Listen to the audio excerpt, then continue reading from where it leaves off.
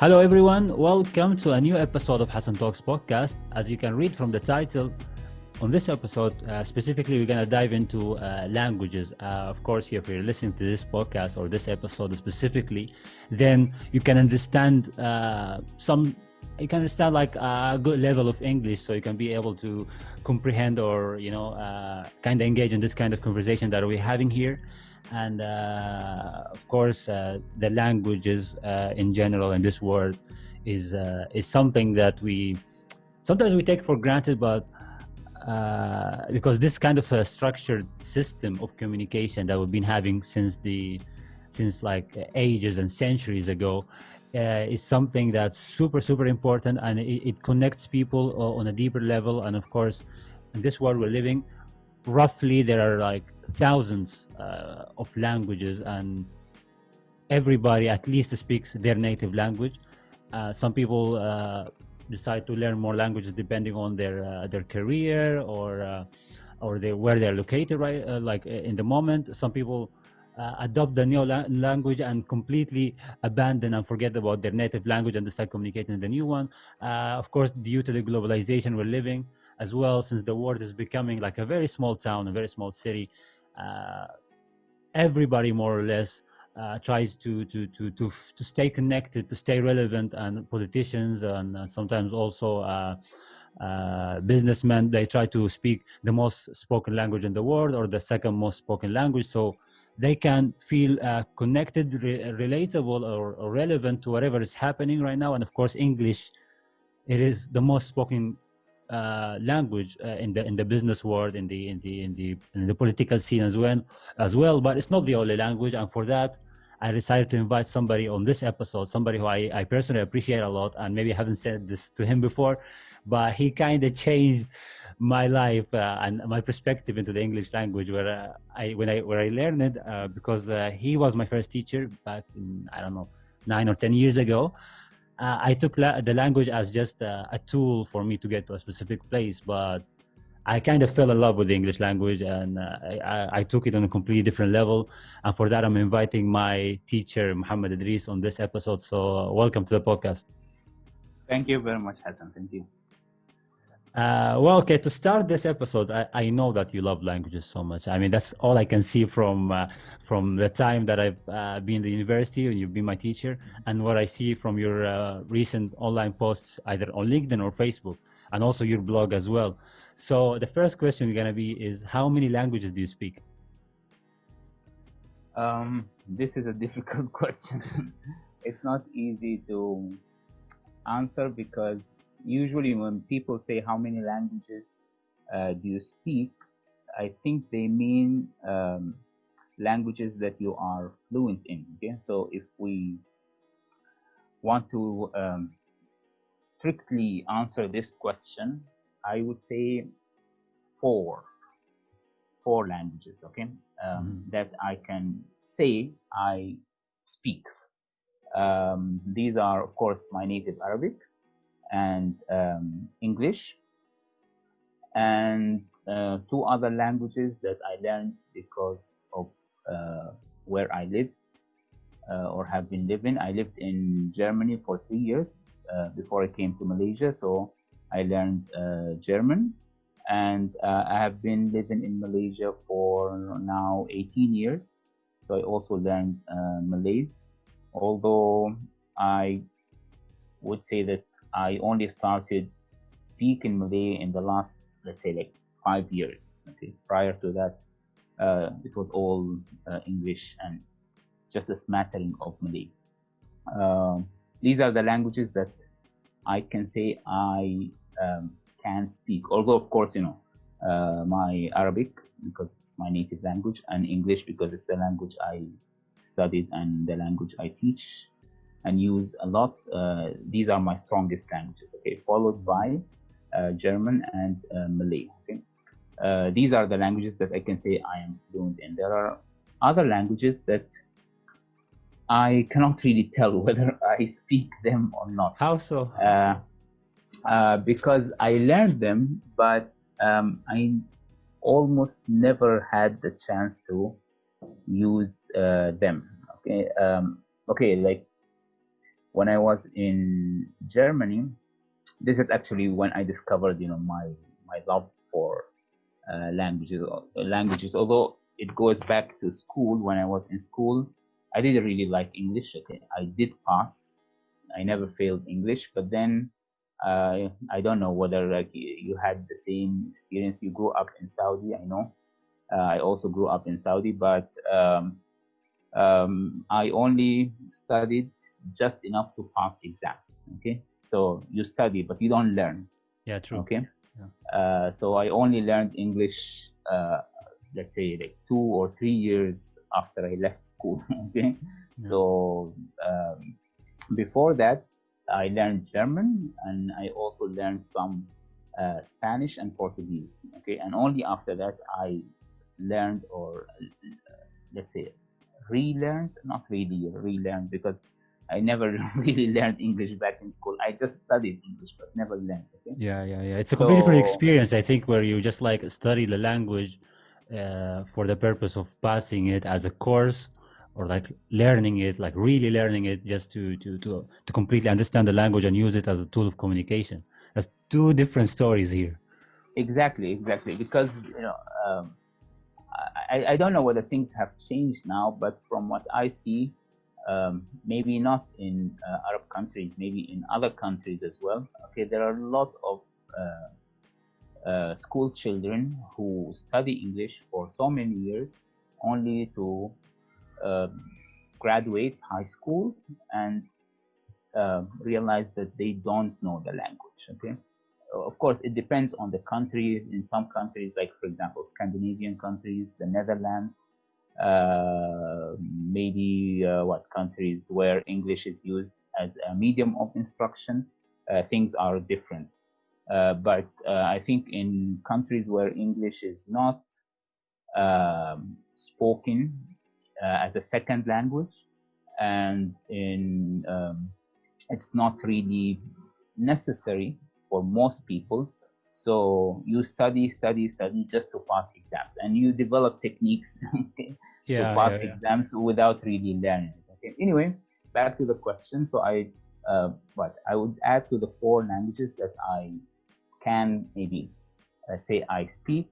I would add maybe Spanish. That's a language that I have had exposure to for almost 20 years, since I think maybe 1999 or 2000. And of course, Portuguese, because Portuguese is very close to Spanish. And then after that, maybe I could say French. I don't speak it at all. I can just read in it. I don't even understand much when I listen to something in French, but I can read it because of the similarities between French, Spanish, and also because English has a lot of words that were borrowed from French. So you somehow, if you know the context, you can probably know what the headline, for example, of a news story is. Okay, you don't really understand, but at least you can read the headline and see whether this is something worth reading or not. If it's worth reading, then you use the dictionary. Anyway, after that, I came to Malaysia. I don't know, I took a break, not intentionally, but I started studying, and only in, I think that was from 2002 until 2000, I think 12 or 13. In 2013, I started to I don't know, rediscover my love for languages. So I started learning Malay properly, because again, we also, I think you have had the same experiences. You study Malay in university, but you don't really learn much. Okay. Yeah, I think it's like you don't actually kind of need it even in this, like in the streets, because everybody knows enough level of English just to to get through. Exactly. You can get by with just sometimes just a smattering of English. That's enough. Yeah. So, but I felt that like at that time I had been in the country for more than 10 years, 11 years. So I felt that it's time to properly at least learn Malay, learn at least to understand what I read. Okay, so that was one reason. Another reason was that I wanted to do other languages but then I felt that, like it's a shame if I go on to other languages before I learn the language Yeah. of the country that You're living in, yeah. Exactly, yeah. So anyway, just to give you maybe the list of languages that I can either speak or understand. Okay, so after Malay, I moved on to Russian for about maybe 1 or 2 years.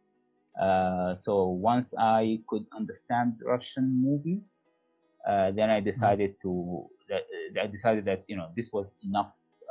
European languages. Okay, so after that I felt that because like European languages, even though they have differences, but it's still like one big world. Okay, so I wanted to explore other worlds. Okay, so I thought maybe I should think of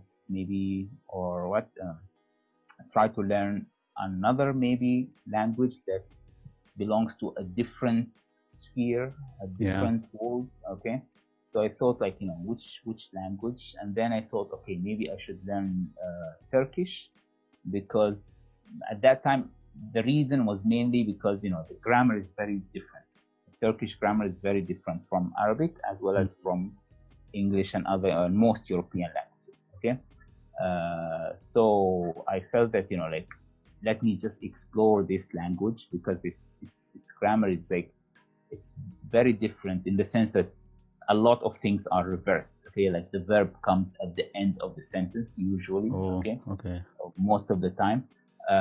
So these like are things that are or were at that time new to me. So I felt that like wait a second.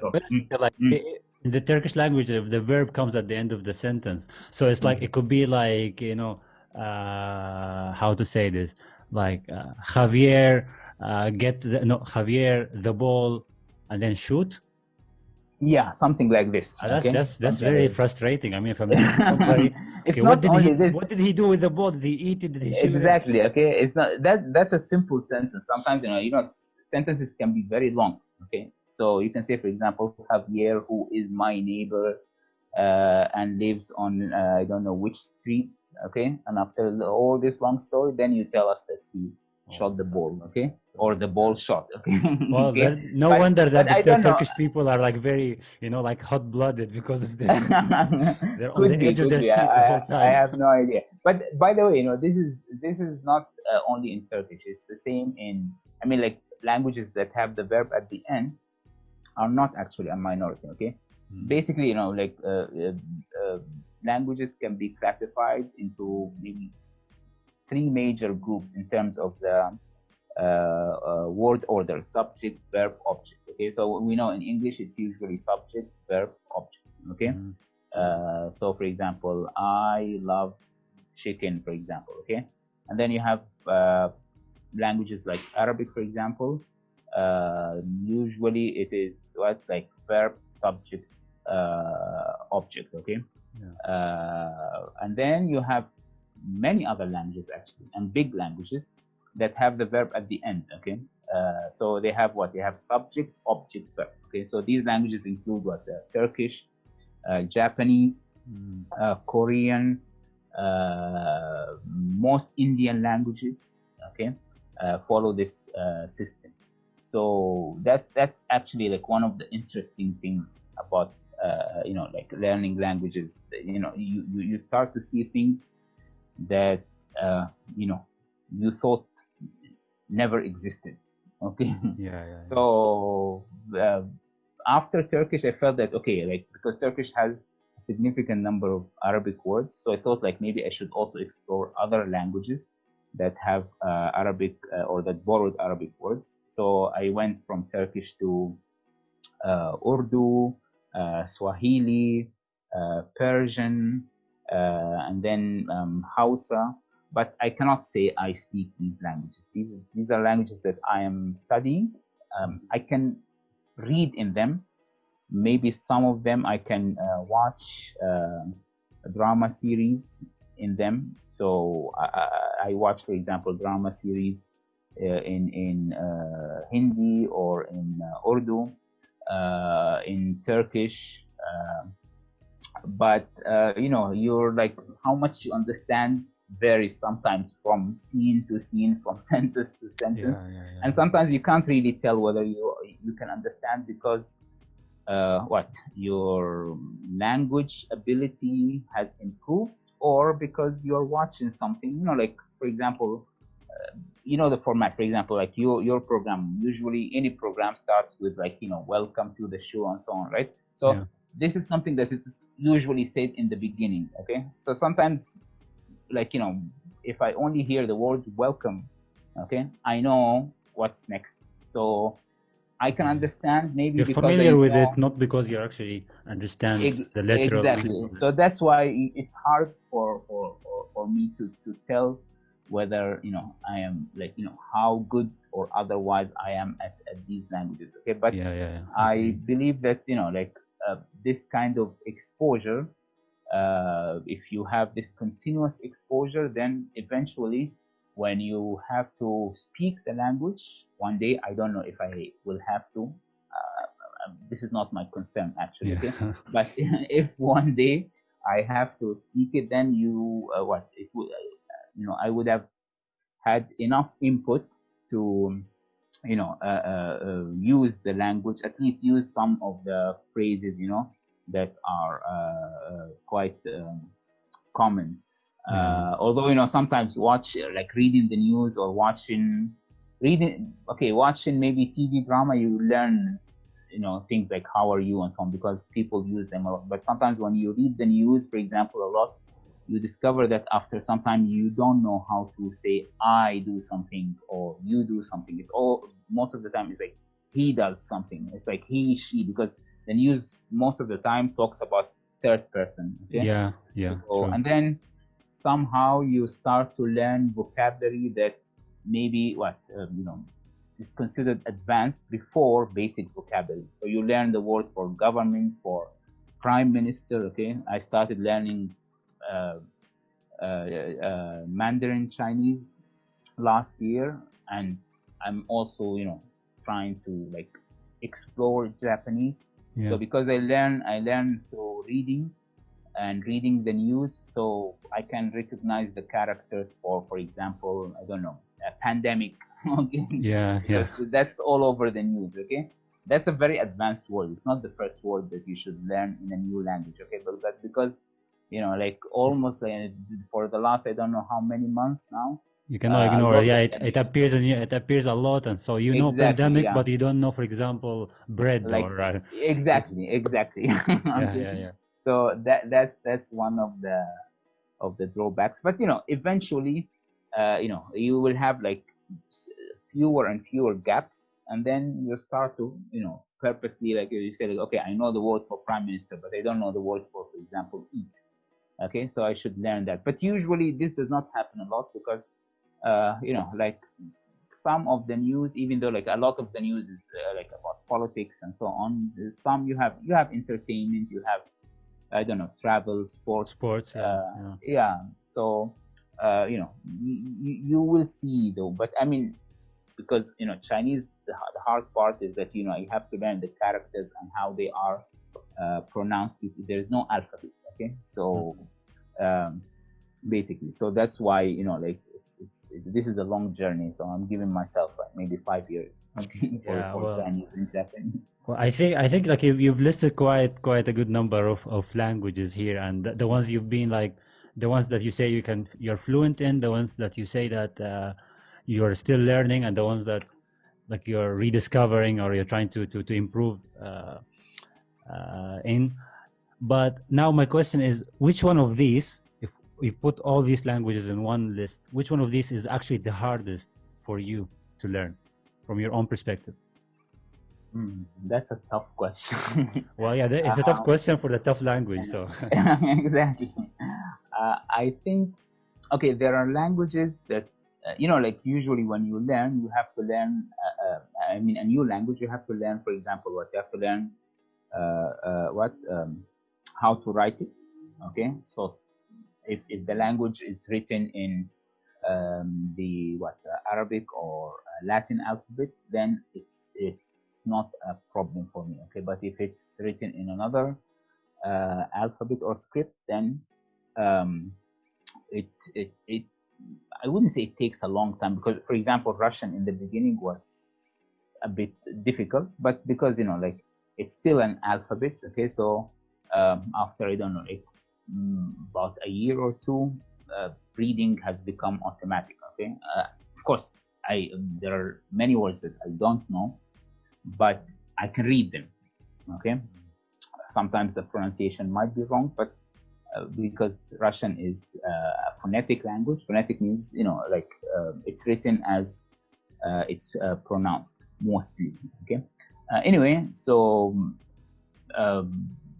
could be, if you look at the writing part, of course, the hardest one for me is Chinese.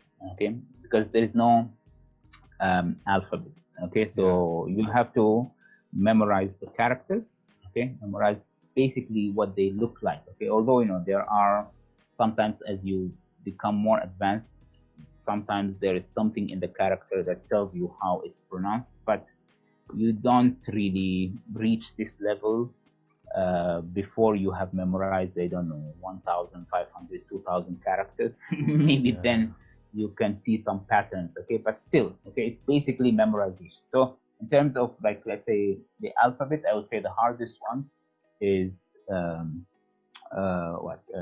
Chinese, Mandarin, and of course followed by Japanese, because Japanese uses the same or almost the same characters, plus it has its own alphabet, two other alphabets written for different purposes. Okay, so you're basically reading, like, Japanese is like 3 in 1. Okay, and then Japanese is even more difficult sometimes, because the same Chinese character that Japan took from China can be pronounced differently depending on what it is combined with. Okay, so this is in terms of writing. But in terms of, let's say, grammar, the toughest one, there are many candidates here. Okay, yeah. But I would say, okay, probably it's Russian. Okay, could also be I don't know, Turkish, although like, Turkish is quite regular, but it's like my fault. There are certain grammar areas that I have to discover, but I haven't discovered. But I can tell you, for example, that a language like Russian, for example, I don't think I can one day speak it without a relatively big number of mistakes.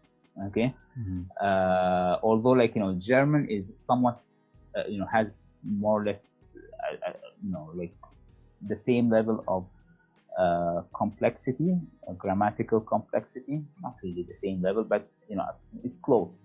But back then, when I was in Germany, I learned German and I studied a bit in German. I could speak it quite well. Okay, but still, like, because it has something called like the case system. Okay, which we also have in Arabic. For example, the word for, I don't know, book in Arabic is kitab, right? But it can be kitab or kitabu or kitabi or kitaban. Okay, so the ending can be different depending on where the word is in the sentence. Okay, like, is it a subject? Is it an object? Is it used after a certain preposition, for example? Okay, so Russian has something similar. Okay, and in addition to that, it also, in Arabic, for example, we have masculine and feminine. Okay, all nouns are either masculine or feminine. In Russian, you have masculine, feminine, and neuter. Okay, it's not only Russian. Okay, you have other languages that have a similar system, but then this is the one language that it's a big language that I learned. I can't say I learned, but I, to some extent, and I have decided that this is the language that I would be just happy if I can understand. Okay, so when I read, I think that's an achievement. I think, especially for Russian language. But now, like, when I ask you, like, what's the hardest language to learn? Now, imagine if let's just say hypothetically that Arabic was not your native language, and then you come as a student trying to learn Arabic from scratch. I think that would be the hardest language to learn. I would say it would be among the most difficult. Yeah. Yeah. I mean, objectively speaking, okay, it's hard for us to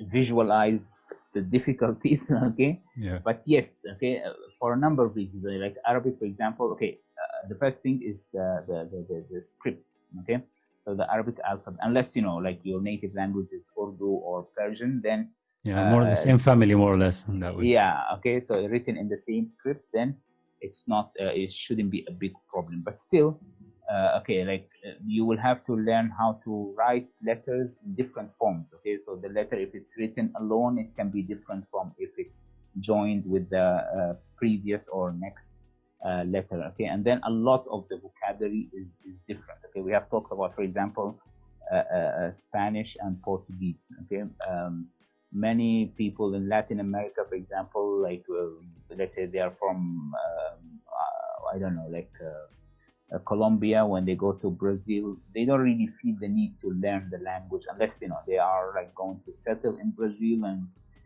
they are really committed. Then yes, but otherwise they can communicate in some kind of mixture, because a lot of words are similar, sometimes identical in writing.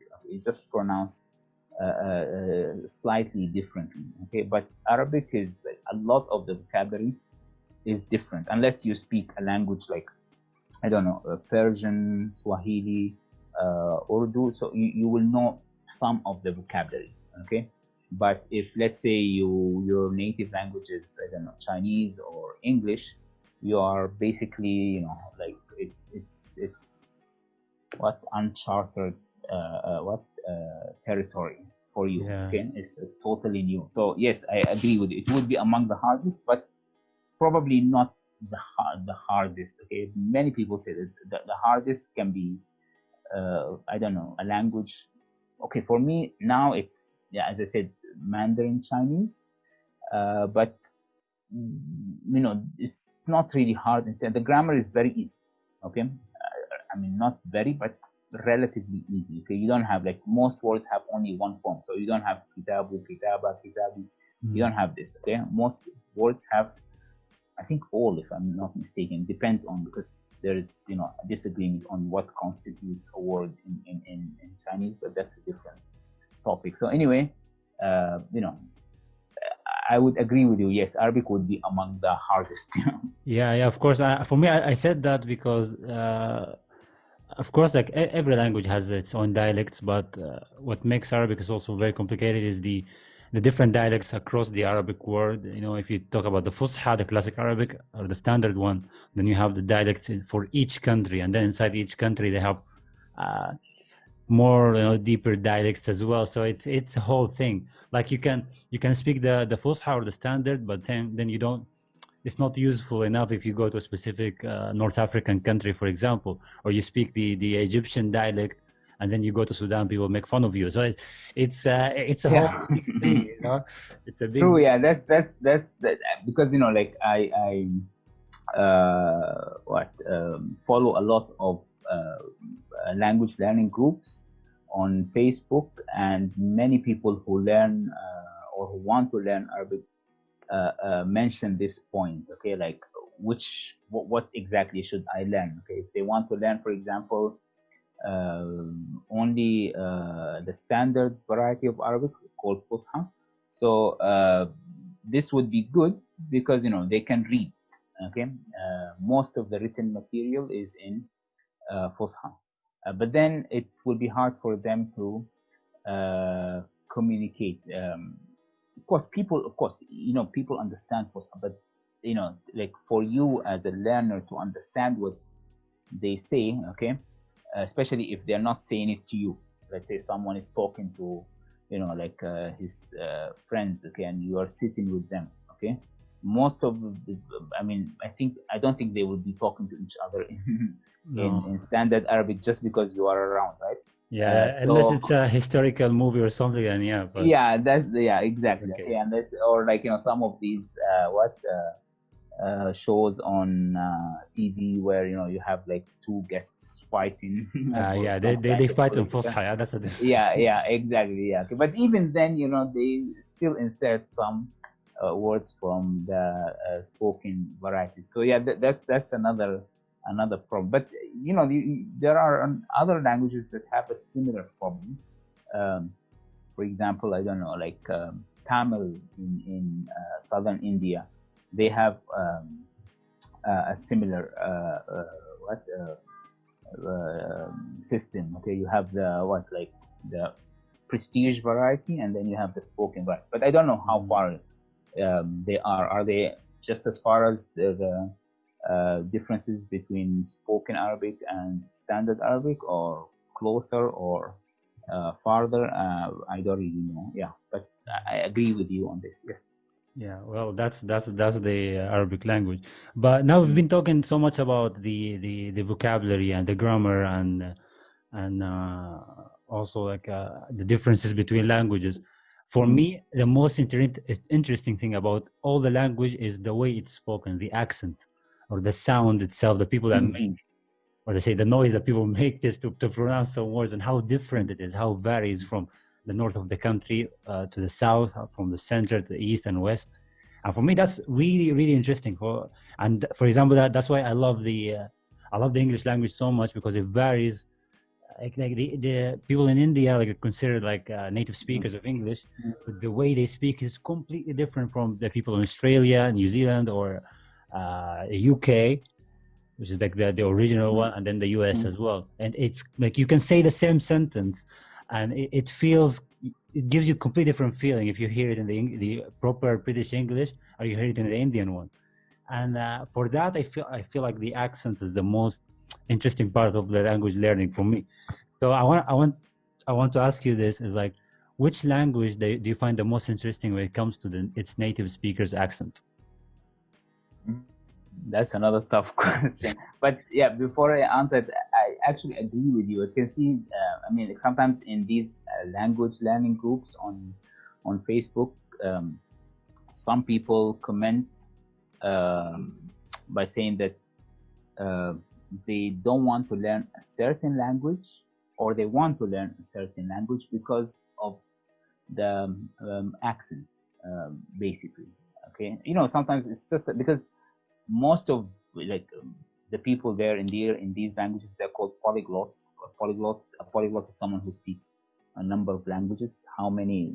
That's subject to different definitions. Anyway, so most of them are learning languages that they don't have to learn. It's just a hobby.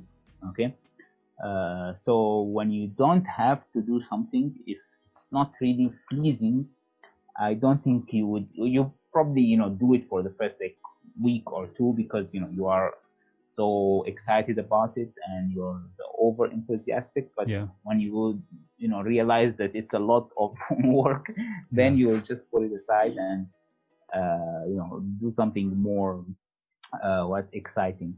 So anyway, back to your question. This actually it differs sometimes from one week to another. I have no idea. Okay, if you ask me today, I would say that the one that maybe I would give as number one as of today, okay, I don't know about next week, for example, okay, would be probably, I don't know, Swahili, for example. Okay, this would be the one that I would say is pleasing today. I mean, to my ears as of today. But I think, like, I don't know, 2 days ago, for example, I just watched a video about Ethiopia, and then I decided to listen to some Amharic, for example. Okay, and I found it pleasing. Okay, even though I don't understand anything. So this like changes from one day to the next. Or for example, sometimes even within the same language, sometimes, as you said, like certain accents or dialects sound more pleasing to you. Okay, there isn't really an objective reason. No, there isn't. It's a very personal question, actually, for me. Exactly. Yeah, it's just like your own personal, I don't know, taste. Like, for example, I know you live in Spain, for example. Okay, so there are different dialects of Spanish inside Spain and also in Latin America. Okay, so but to me, the one that I like maybe the most is the one from Argentina. Okay, even though there are different dialects in Argentina, but if you listen to it, it sounds like Spanish spoken with some kind of Italian. It is actually. It is. Yeah, accent. That's Yeah, actually the proper so definition of the Argentinian dialect or the exactly. accent. Yeah, It's yeah, Spanish mixed with Italian, so it's a little bit slow, but yeah. So it's I find this very pleasing, but it doesn't necessarily mean that like if I want to learn, then it would be the one, because sometimes something might be pleasing to your ears, but it's not easy to learn. Okay, so if yeah, I true. didn't know any Spanish today, I would probably pick, I don't know, Mexican Spanish, because they tend to pronounce all sounds. They don't drop the S at the end of for example words. Okay, whereas in a lot of other Latin American countries and even some parts of southern Spain and Yeah, they abandoned the S completely. It doesn't exist. yeah, so it's like if you're not used to and they speak very quickly, then you would feel that this is tough. So Mexican Spanish would be my choice if I want to learn. But if I have already learned, then I would maybe want to listen to Argentinian Spanish. So it's just very Yeah. subjective. Yeah, it is very subjective, and for me, it's not just like depends on, like you said, like maybe today you choose this accent, the next week you choose something else. For me, it depends on the topic itself. So for me, if somebody is complaining, I would rather hear it in Argentinian Spanish. Because like they said like no, que me Mm, dices, pero mm, it's like it doesn't sound like bad complaining. It's nice. I can yeah. take that. I can take that. Well, on the contrary, I hate. Hey, of course, I'm sorry if anybody was like originally from Spain listening to this. Mm, I hate hearing Spanish complaining. The thing is like it's so mm, aggressive. Even if mm, they complain about like this water is not that cold, it's like mm, the pitch is like just super strong mm, and aggressive and mm. direct, and it doesn't have any sort of flow. It just goes like this. It's annoying. It hurts my ears, I Yeah, prefer. that's sometimes like, it would be interesting actually to do some research on why this happens, and because there are basically sometimes there might be personal reasons. Okay, sometimes, let's say for example, you might hate a certain accent because this is the accent that your, I don't know, like teacher back in school Yeah, had, and he used to, I don't know, like abuse you a lot. that's So you PTSD basically. yeah, exactly. So this could be, it's still subjective, but there is at least a reason. But sometimes there is no reason at all. Like for example, but when it comes to, for example, I don't know, Portuguese, for example. Okay, I prefer Brazilian Portuguese, okay, to European You're Portuguese. not alone European in this. That's very Portuguese, common. That's yeah, yeah, many people. But it's also because like I feel that Brazilian Portuguese, is like most of the letters are actually pronounced more fully. European Portuguese is like merged, so it makes it harder to follow. Okay, but also it could be because Brazil is a big country and they produce a lot of good drama series and football players, so this could yeah. be something that you even, because you don't like love football players because of the language they speak, but Yeah. many people I have seen, like people who learn Korean just because they love K-pop, for example. Okay, Or the same you for don't have Japanese. to. Yeah, yeah. Yeah, exactly. Into Okay, anime and even stuff. though So you don't really have to learn the language to enjoy this, because like many people listen to songs in different languages, even though they don't learn the language. The music is music, you love the music itself. It's just that there are words that are used along the music. So yeah. this would be very interesting, Well, an interesting area to do research on. maybe it's been done, maybe not. I'm not really sure. But yeah, back to the most interesting accents. Of course, Mm, like Spanish varies so much. mm, Although like I feel like I'm very familiar now with the Spanish from Spain, but For me, if I pick one, I'll pick the accent from Colombia. For me, the Colombian people, when they speak Spanish, it's like they're singing basically. There's so many notes. They're like hola, mi nombre es, and it's like they're talking to kids or something. But it's so pleasing and it's so nice and so sweet. I think that's the best. The Spanish from Spain, it's for arguing and complaining. I think that will work. Like if you have a problem, drop that. People, okay, well, it's okay. This guy is mad, and and yeah. So playing around with accents and dialects is kind of interesting. And I think of course, nothing happens out of coincidence. I think everything has like the language is connected to the culture. It represents whatever happening in that place of the world. Through history, through time. And it says something about it, and at the end the accent is just like the appearance. Exactly. From the outside, it could attract you, could distract you, but that's a completely different topic. Now, since you're a teacher, you've been teaching English for a while, and I don't know if exactly you've been teaching another language, but what I know is that you've been teaching English. And in the same time, you're a language enthusiast. So doesn't it annoy you to see students make common mistakes, basics mistakes, and stuff that you're actually super in love with? Like you love the language, you appreciate the language, and then you say somebody who says "I am agree" or say something very silly. This kind of common mistakes that you see. No, I would say that strike a nerve like in you or something. It depends actually. If let's say, for example, I am marking your final exam paper, and I have to fail you just because of this mistake, and I know you this is your last chance, so I would hate you for this, okay? Because like sometimes it's or for example something that you have warned students against so many times, but they still make the same mistake, okay?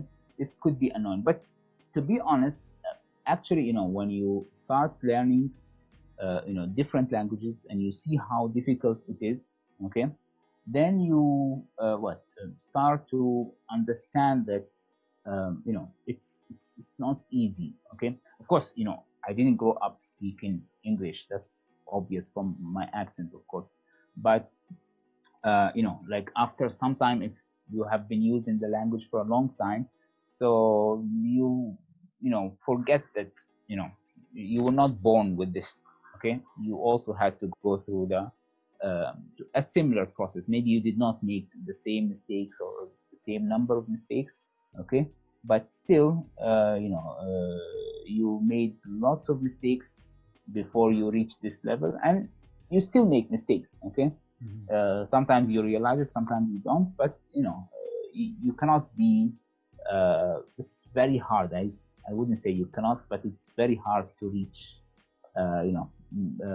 To be at the same level with native speakers, okay? In terms of fluency, in terms of accent, definitely, people will notice. But then sometimes, choosing the right word, okay, and choosing it quickly enough, okay, and using different words and putting words together and so on. That's something that requires a lot of work, okay? So when you do this in more than one language, okay, like in my case, the language I learned as an adult, which is English, and other languages as well, so you start to have some kind of empathy in the classroom. You understand that it's not as easy, okay?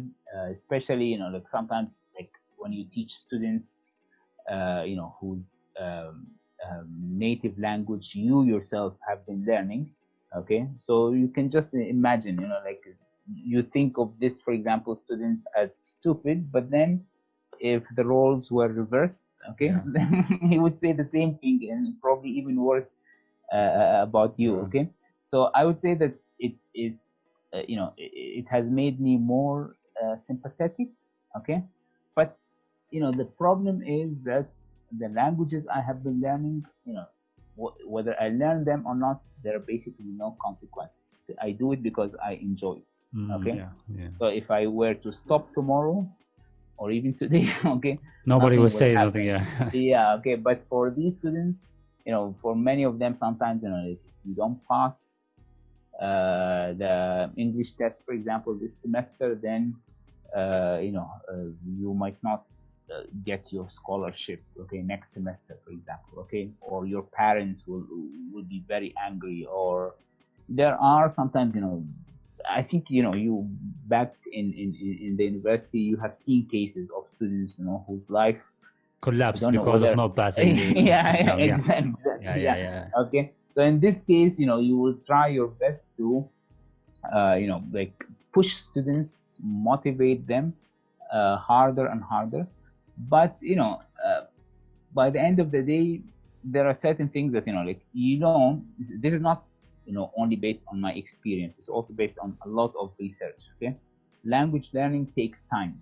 Okay, and you need a lot of input before you can, have a satisfactory level. So sometimes what I might blame some students for is, like when I was in school, you are not exposing yourself to English at all, and you still want to pass. Okay, it's actually a miracle that I, passed English for 12 years, in back in school, because, someone like my level, I wasn't alone, of course. I think almost everyone, it was the same. Okay, you pass, but you're not learning. How we did it, I don't really know. There are ways you memorize and so on. Okay, but then it's not the way to learn. And you can study a language like this. Study means like, I am studying, for example, I don't know, Spanish. So I don't know, the word, for example, for food is comida. So I know this is like feminine, la comida. Okay, but when I want to use it, okay, am I going to say la or el? Okay, and even worse because if I have to say it right now, so, okay, there is a lot of pressure, so I might not. Yeah. It's not comfortable. It's like you're putting so much work just to speak. Exactly, yeah, to get your ideas across. But then when let's say I am writing, okay, and I'm not even writing in an exam. I'm just writing. I have like, it's let's say like an assignment that you gave. You are my teacher. You gave us this assignment in the beginning of the semester. So let's say like I have about 12 weeks. Okay. And then after the 12 weeks, I submit the assignment and I still make such a mistake. Okay. So this, I don't know. It's probably, sometimes it's hard to blame someone if they, let's say, for example, don't know how to learn. Okay, so they need guidance. Okay, but then to think of shortcuts, to think that you can pass the exam, and not only pass. It's not about exam. This is a short-term goal. Okay, your goal is to learn the language because you're going to use it, not just like us back in school. You just want to pass because that's a school requirement. Okay, so you need a lot of exposure, and you need to understand, like refer to grammar books and so on. It's not very hard, but it requires time. It doesn't mean like how many months, say how many hours you do per day, for example. Okay, and do here doesn't mean that you sit down and study. Like as I told you, like I watch, for example, drama series, or read the news with the help of the dictionary. So this can be fun.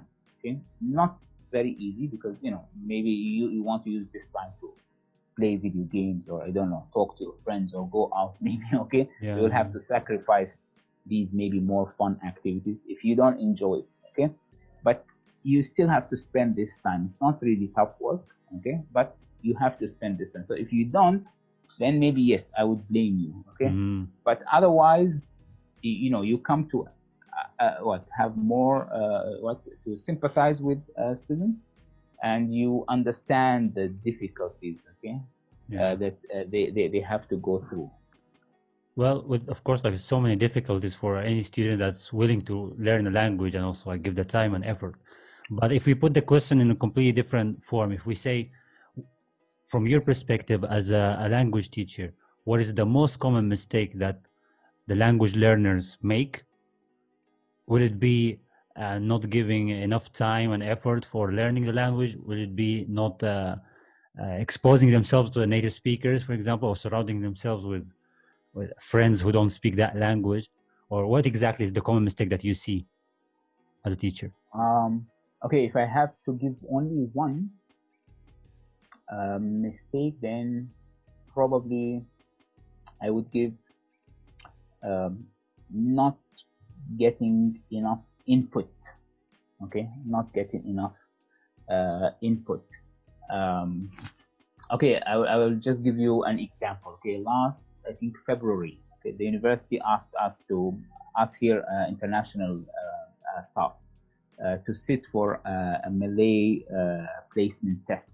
Okay, because they said that all international staff have to show that they are, they have a certain level of proficiency in Malay, and if not, then they would ask us to attend classes, Malay language classes. Okay, so I sat for that exam.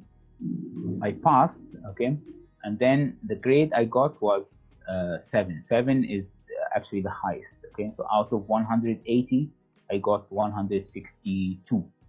Okay, so this is a high score. Of course, the exam, I don't know whether like they somehow lowered the bar a bit for us to pass. Okay, because I could see that the topics were not like the topics we would get in English. In English, for example, you have to talk about, sometimes in the speaking test, you have to talk about whether, for example, like children, whether, for example, what physical punishment should be allowed in schools. Okay, whereas in the Malay speaking test, they gave us something simpler. Describe this picture. What do you see? It's a bus. What do you So something much less difficult. But anyway, so how did I manage to pass? Okay, even though okay, I know I live in Malaysia, but the thing is that I don't practice Malay in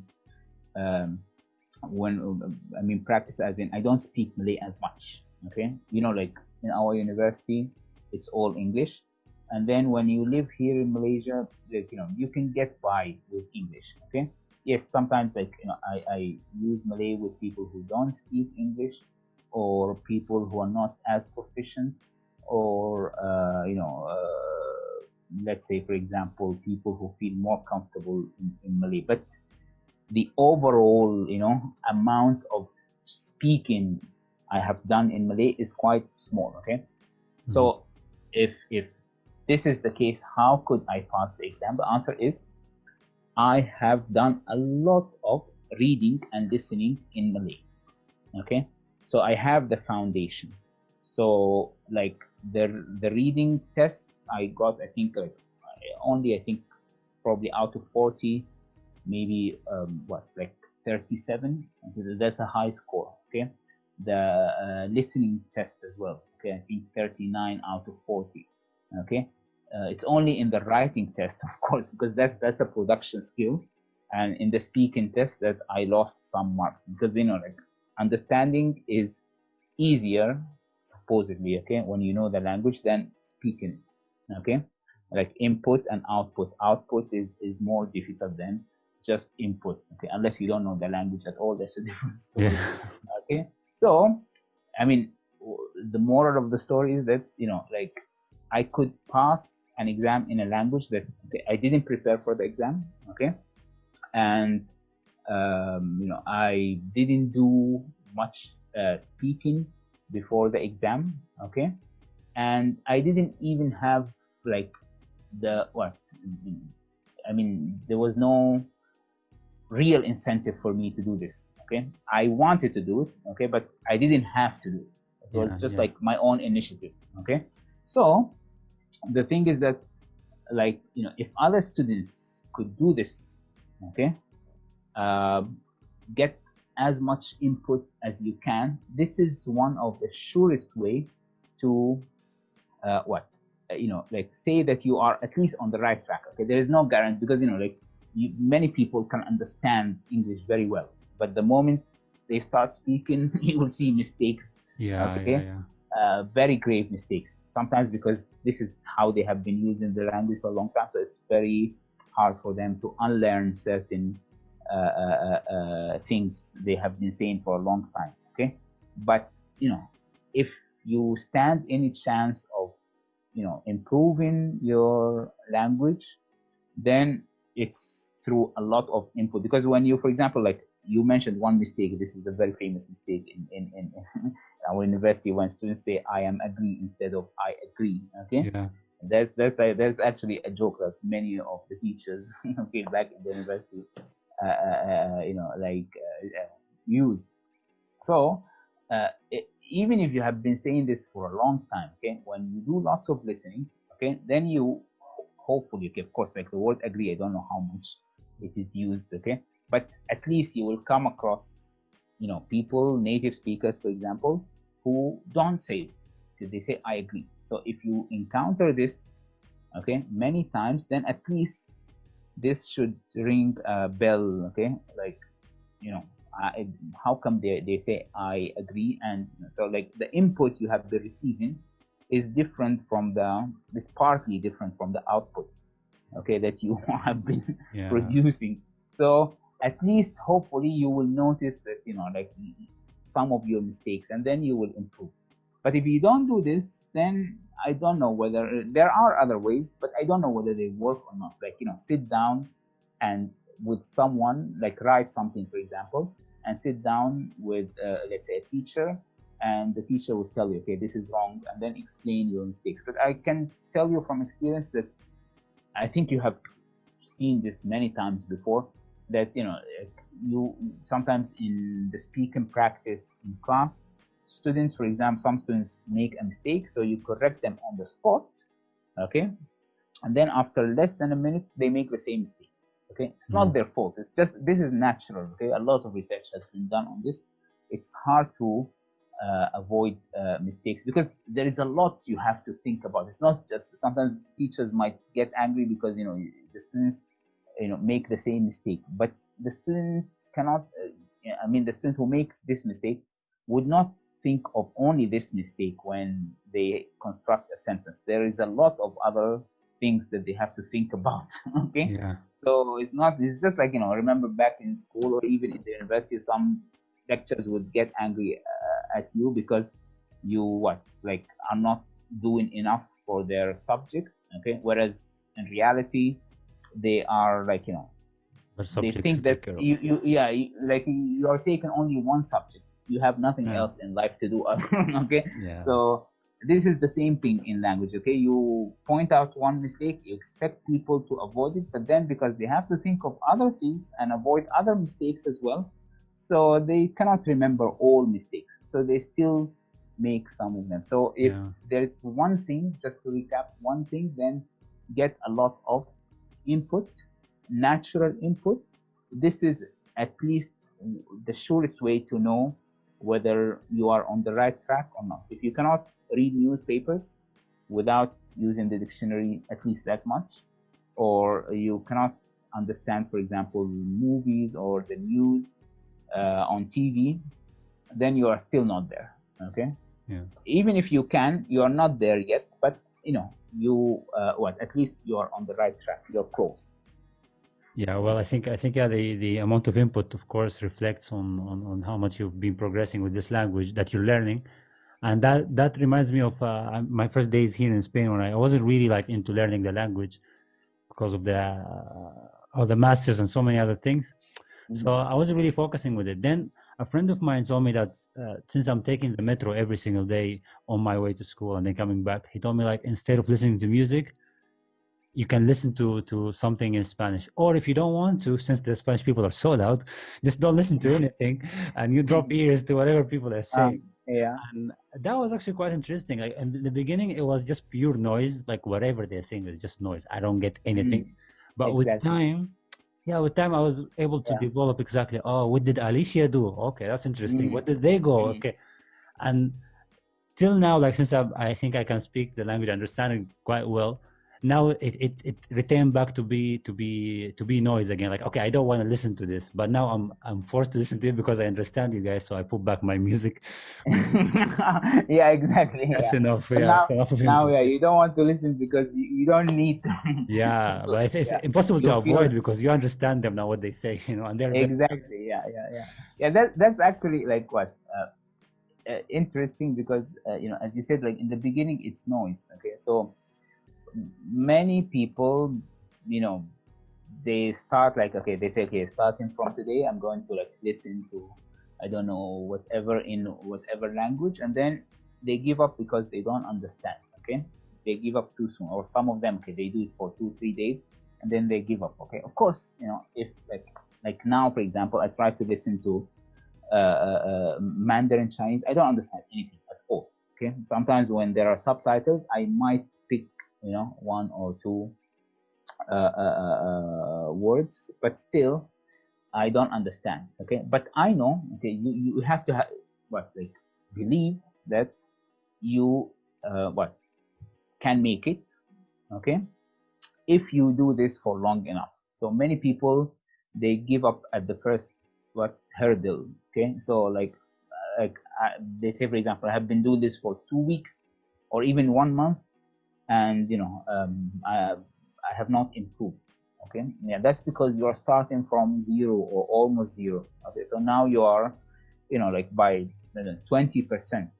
Okay, so when you are around 20%, okay, you understand maybe a few words, but still you cannot enjoy, for example, a movie or maybe read newspapers. Okay, so in this case, what should you do? Should you give up and then go back to almost zero, or should you continue and then get closer to one? Once you start like getting close to like 50%, then you have already like made this leap of faith. Okay, so you start to feel that, okay, now I am getting something back out of all the effort I have been investing, okay, into learning this language. So this is like something that for many people it's hard, but sometimes I understand why, because I understand that as I said, just like lecturers who think you're not taking any other subjects other than their subject. So I understand that most of my students are not as interested, okay, as I am. So it's hard to blame them. Okay, I do this in the classroom because because I get paid. That's one thing. Okay, yeah.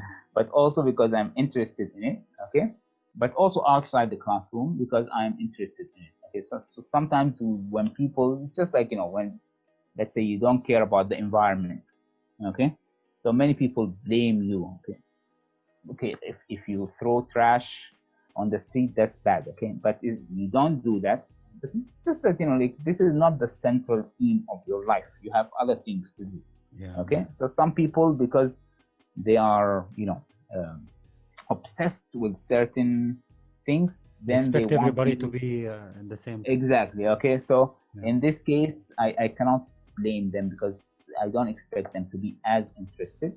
But at the same time, they are not learning the language because they are interested in it. They are learning it, let's say English, because they have to pass a test and then study in the language. Okay, so this is a very utilitarian use of the language. It's not for fun. Most of what I do is for fun. I enjoy it. I spend a lot of time. Okay, it's like if like tomorrow, for example, there are no languages around me, I don't know what it will take. Yeah. A long time for me to to readjust. Okay, but for them, it's like it's just like this one language. You don't have to do like 15 languages like what I'm doing. Okay, you don't have to do this. So you have to think of it as something that has a certain purpose.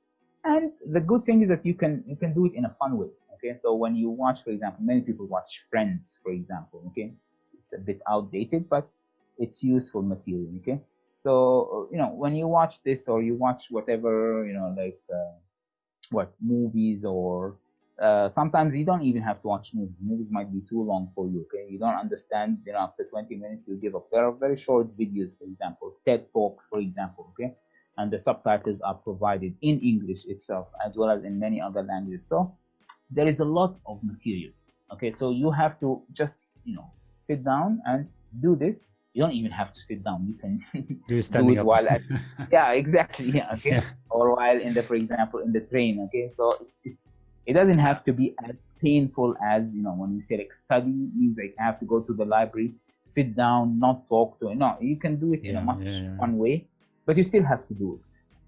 Yeah, that's I mean the classical means or like methods of learning language in specific or learning in general, I think they have changed, and now you can do things and you can learn in so many ways as long as you want to.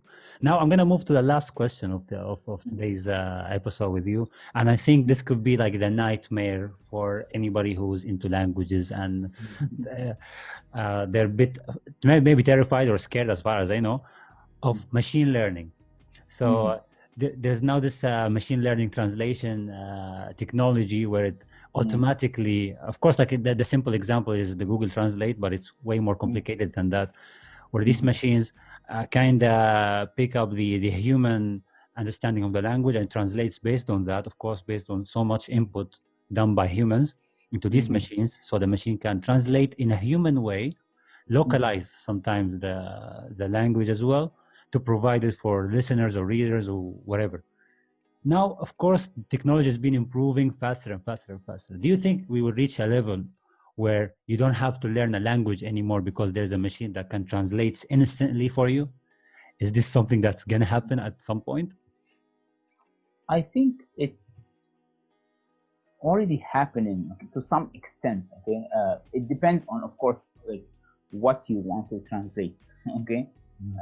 But I'm sure like sometimes this happens to me. I see, for example, a Chinese character or something written in Chinese, okay, but it's not on the computer, so I cannot copy it and paste it into the let's say dictionary, okay, or Google Translate to find out what it means. Okay, so you can just use Google Translate and use your phone, and then the phone will basically take a kind of picture of the sentence and then recognize the characters, okay, and then give you the translation in English. Okay, so to some extent, it's happening. Of course, this is not professional translation.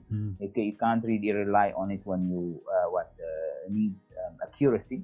Okay, but sometimes, let's say you go to your company sends you to China tomorrow, okay, and you go to the hotel, and let's say whatever English translation they should have available is not available, okay, and it's late at night, or for example you're outside, you are lost, you don't know how to go back to your hotel.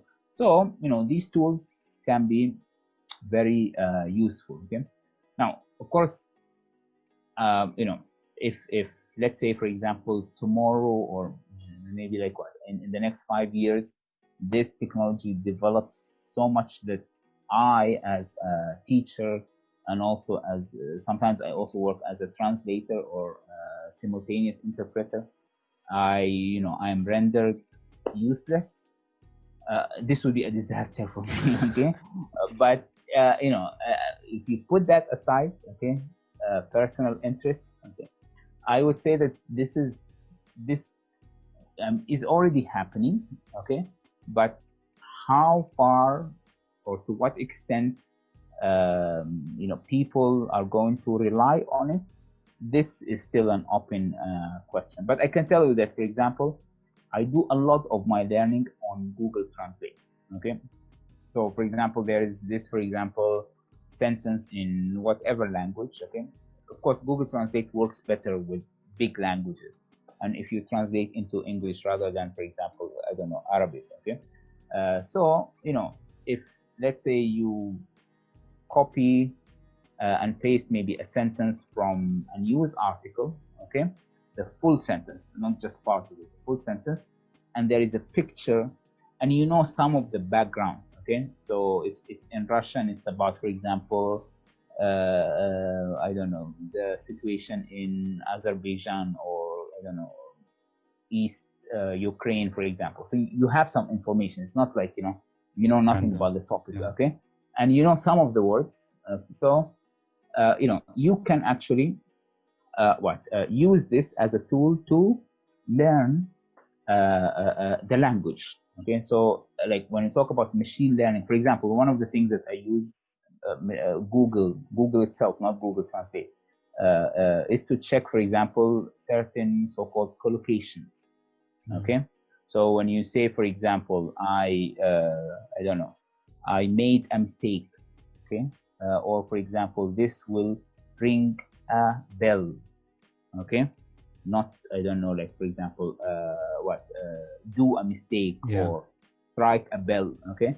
So sometimes you type maybe the first one or two words, then Google starts suggesting to you. So in a way, it helps humans use the language better, okay. Sometimes even in our native language, for example, in Arabic, sometimes the alif, for example, is written with sometimes hamza or no hamza, okay.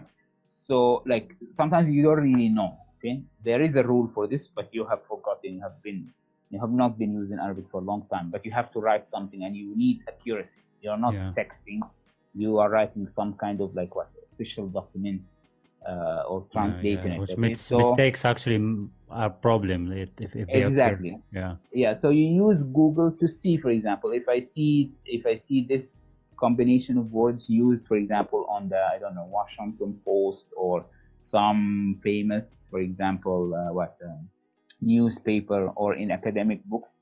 So most probably, of course, I have to check whether what it means, whether the meaning is the same or not. Okay, but I know that it's okay. Like what I'm going to use in my writing is correct. At least is something that people use. Okay.